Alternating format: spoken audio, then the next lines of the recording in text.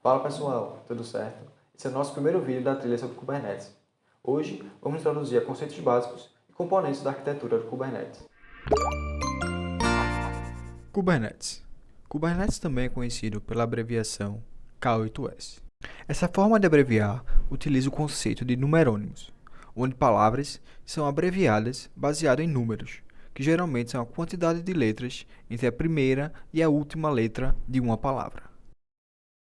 Kubernetes é uma plataforma de orquestração de containers open source capaz de automatizar o deployment, scale e gestão de aplicações containerizadas. Foi disponibilizado para a comunidade em 2014 e tem sua origem atrelada ao Borg, o primeiro sistema de orquestração de clusters desenvolvido pela Google. Hoje, o Kubernetes é um dos projetos da Cloud Native Computing Foundation, assim como o Prometheus e o Envoy. Em sua arquitetura, Kubernetes é composto por duas partes principais, o Control Plane e os nós que executam as cargas de trabalho, os Workers. Os Workers recebem a carga de trabalho containerizada que serão gerenciados pelo Kubernetes.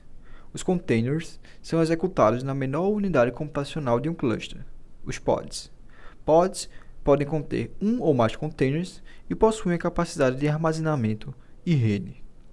Antes de falarmos dos componentes base dos Workers, vamos entender o Control Plane. O plano de controle é responsável pelo gerenciamento do cluster, possuindo quatro componentes: o API Server, o etcd, o Scheduler e o Controller Manager.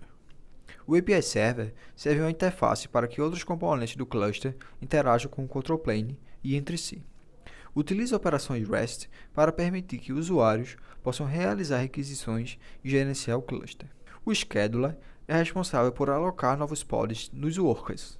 De forma nativa, o Kubernetes já utiliza a quantidade de recursos totais disponíveis pelos workers e a quantidade necessária para um pod como fator de decisão.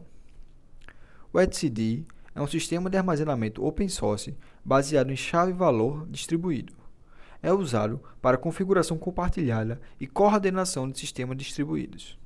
No Kubernetes, se comunica com o API Server para trocar informações com outros componentes sobre o estado atual do cluster. O Controller Manager observa o estado compartilhado do cluster utilizando a comunicação com o API Server e tem o objetivo de aplicar alterações caso o estado atual não esteja correspondente com o estado desejado. Exemplos de controllers são o Replication Controller, responsável em manter a quantidade desejada de pods, e o Deployment Controller, responsável por Rolling Updates. Além de executar as aplicações de serviços, os Workers possuem três componentes principais: o Kubelet, o Kubeproxy e o Container Runtime. O Kubelet se comunica com o API Server e é um agente responsável por avaliar as especificações de um pod e garantir que o ou os containers definidos estejam rodando e saudável. O Kubeproxy recebe informações de mapeamento de tráfego do API Server e atua como proxy de rede roteando o tráfego para o pod correto, possuindo a capacidade de balanceador de carga.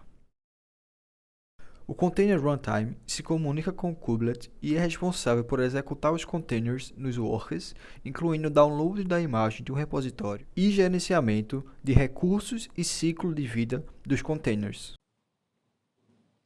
Falamos de forma simplificada e teórica sobre Kubernetes.